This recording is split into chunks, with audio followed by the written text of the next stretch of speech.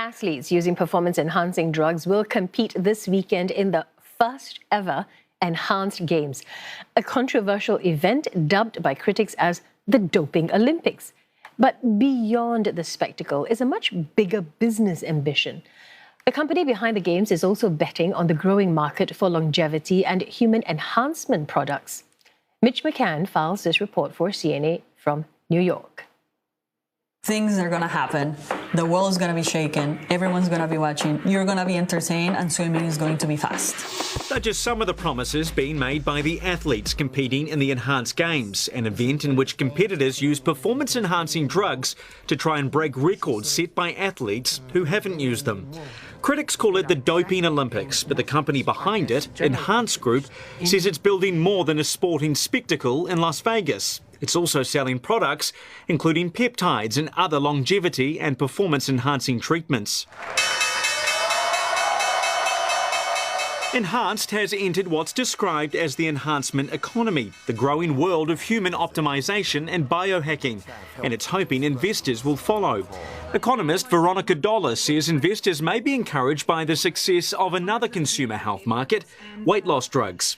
Based on, historical examples that we have, especially when it comes to, let's say losing weight or getting in shape, people are willing to shell out quite a bit of money. But the World Anti-Doping Agency has condemned the event as dangerous and irresponsible. Medical experts echo those concerns, cautioning that performance-enhancing substances carry serious risks when used without clinical oversight. Many of these treatments are also tightly controlled or entirely banned in countries like Singapore.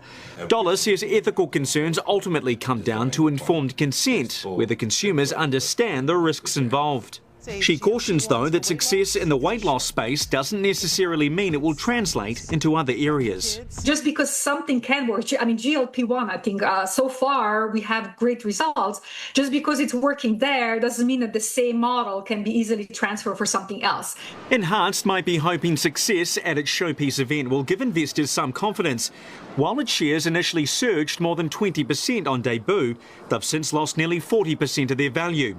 Sports historian John Hoberman is sceptical of its future, saying that it's full of unanswered questions. And by the way, nobody knows how many millions any of these investors have put in. The Enhanced Games have been an entirely opaque operation. That applies to the finances. That applies to the medical operation, about which we know practically nothing. Enhanced went public through a SPAC, or Special Purpose Acquisition Company, a faster alternative to a traditional stock market listing. Investors in Enhanced include Silicon Valley conservative Peter Thiel and 1789 Capital, where Donald Trump Jr. is a partner.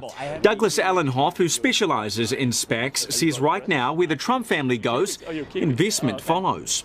And there seems to be a large appetite for supporting this president and his family and other members of the administration's initiatives in the SPAC market. And so we've had direct visibility on that phenomena, and it's for real. On May 24, the world will watch to see if the Enhanced Games can live up to its own hype. If it can't, its organisers will be hoping investors are still willing to bet on the business of biohacking and longevity. For CNA, I'm Mitch McCann in New York.